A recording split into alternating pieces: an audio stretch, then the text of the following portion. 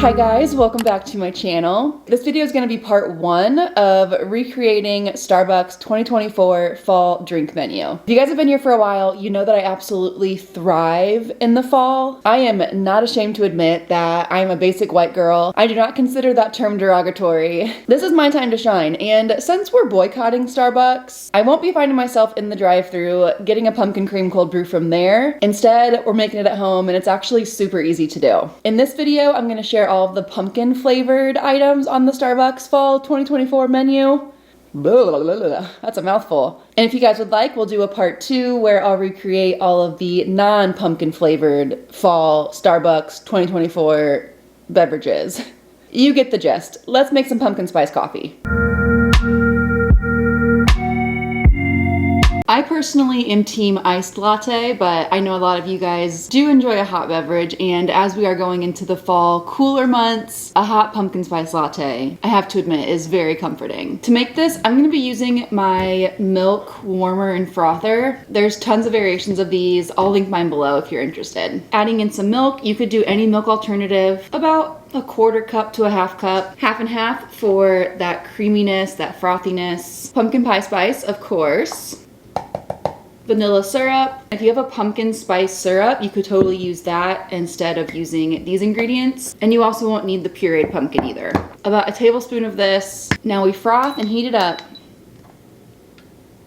It smells like pumpkin pie. I wish you guys could smell this. I'm adding a shot of espresso. You could do 1 shot, 2 shots, depending on how much milk you use. Also gonna add a little bit of whipped cream. Another sprinkle of pumpkin pie spice. Perfection.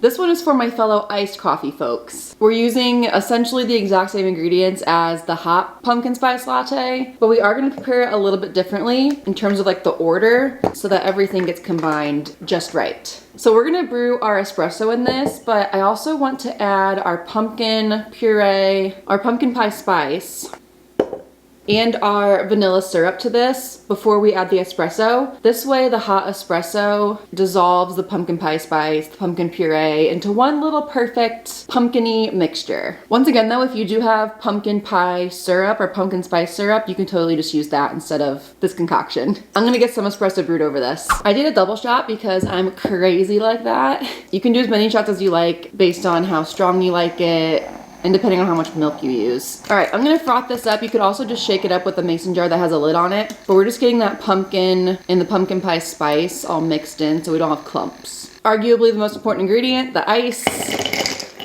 And then finally, your milk of choice. This is amazing with oat milk, by the way.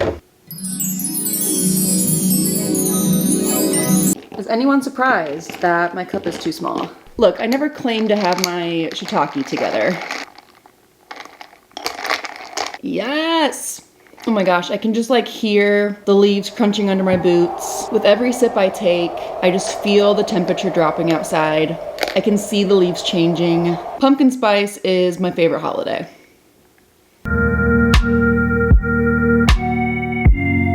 One of my all-time favorite seasonal drinks is the pumpkin cream cold brew. This has been a cold brew household for 5 years. And of course, the first step to make this one is to prepare an amazing batch of cold brew. There are dozens of different methods to make cold brew. We do it the same way every single week. The exact same cold brew coffee comes out perfect every time. Let me show you. So we use this Stone Street cold brew, which you can get on Amazon. And they have tons of different flavors. Depending on how much cold brew you will go through, you can also get various sizes of cold brew dispensers. This one's also from Amazon. It has the spout, which we love. And since Ross and I are both drinking it on a regular basis, we love this gallon size. So what we're gonna do is fill this filter about a third of the way up with these grounds. I'm sure there is an exact science to the right ratio of grounds to water, but you guys know I don't take things too seriously around here. That's probably a little over a cup of grounds if I had to guess. And then next we're adding our cold water.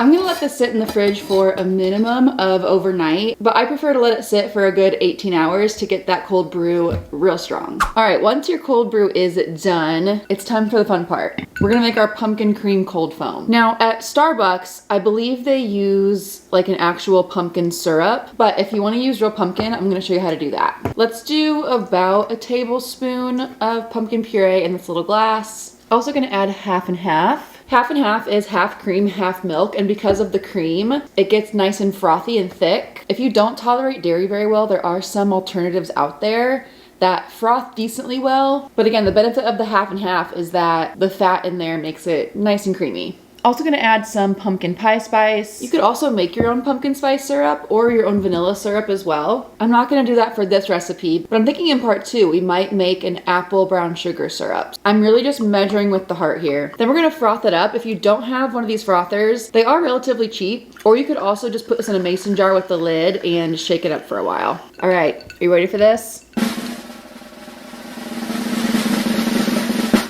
Gorge.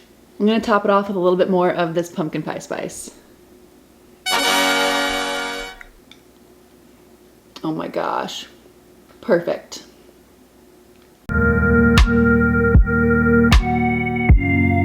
The iced pumpkin cream chai is probably one of the easiest, especially if you're using a chai concentrate like this. This concentrate is sweetened, but if you prefer to make your own, you can just brew some strong chai tea and add any sweetness that you like. We're gonna do about a 1-to-1 ratio of the chai concentrate with milk.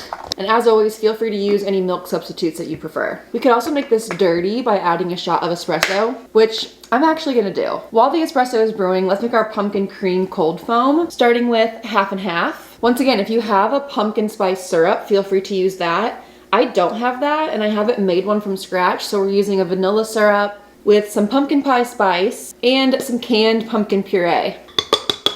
We froth it up. Before we add our cold foam, let's dump in that shot of espresso. All right, we're doing a close-up for this. It's gonna be gorgeous. Oh no. Do as I say, not as I do. Use a bigger glass, but that is so good. That's much better. 10 out of 10. No notes. Well, thank you guys so much for watching this video. If you're gonna match my freak and go completely feral for pumpkin spice this fall like I am, be sure to tag me on your recreations of these beverages on Instagram. I would love to see what you guys create. And again, if you guys wanna see part 2 and to have me recreate all of the non-pumpkin drinks, if you're not a pumpkin spice freak like us, let me know because, I mean, that would be so fun. I would love to do that too. As always, be sure to like this video if you enjoyed it. While you're downstairs, don't forget to subscribe, leave all the comments, and I will see you guys in the next one. Bye.